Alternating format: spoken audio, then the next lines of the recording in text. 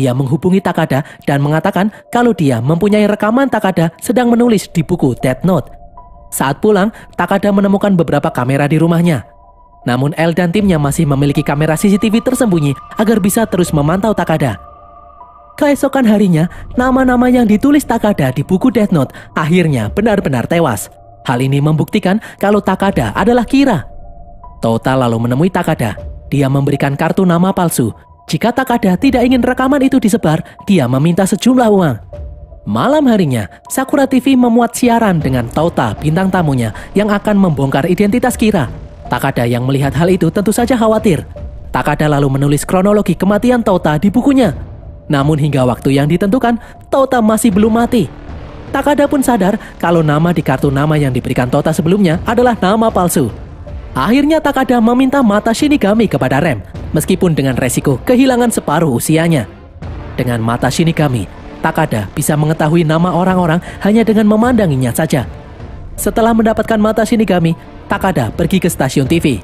Aizawa pun mengikutinya. Di tengah jalan, Takada dicegat oleh polisi lalu lintas karena menerobos lampu merah. Takada yang mempunyai mata Shinigami menulis nama polisi itu di buku Death Note-nya. Tak lama kemudian, polisi itu pun meninggal. Sesampainya di stasiun TV, Takada langsung ke ruang siaran. Namun ternyata hanya ada patung di sana. Tim penyidik kemudian datang dengan memakai helm. Setelah mata Takada ditutup, mereka baru membuka helm.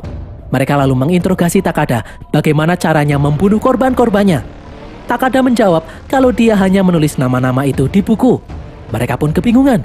Soichiro kemudian memegang Death Note. Dia langsung terkejut melihat sosok Rem ada di sana.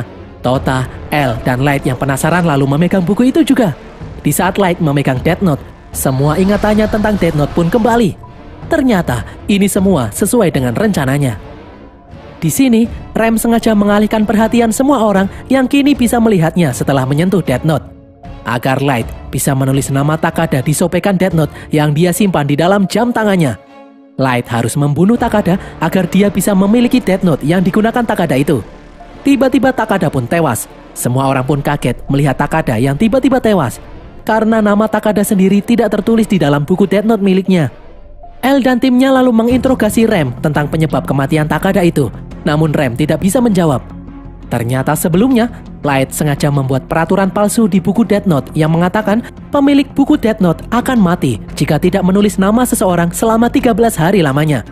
Light ingin membuat semua orang berpikir kalau Kira yang pertama dan yang kedua telah mati. Dengan begitu, Light dan Misa tidak akan dicurigai lagi.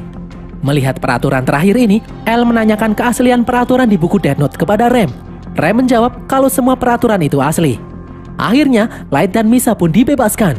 Namun Light meminta agar dia tetap diikutkan dalam misi pencarian Kira. Sebelum Misa pulang, Light memberi pesan kepada Misa untuk menggali Death Note miliknya yang dia kubur di dalam hutan. Malam harinya, Misa langsung pergi ke hutan. Dia berhasil menemukan Death Note milik Light. Setelah memegang buku itu, ingatan Misa tentang Death Note pun kembali. Ryuk kemudian datang menemui Misa. Sesuai dengan pesan Light, Misa harus memulai eksekusi lagi. Misa juga harus menuliskan nama asli L. Namun ternyata, Misa lupa nama asli L karena kebanyakan menghafal nama orang. Ryuk pun memberitahu kalau Misa kehilangan mata Shinigaminya ketika dia membuang buku Death Note sebelumnya. Misa akhirnya meminta mata Shinigami lagi kepada Ryuk. Meskipun resikonya, dia akan kehilangan separuh nyawanya lagi. Misa tidak ingin mengecewakan Light. Seminggu setelah kematian Takada, berita tentang pembunuhan misterius yang dilakukan oleh Kira muncul kembali.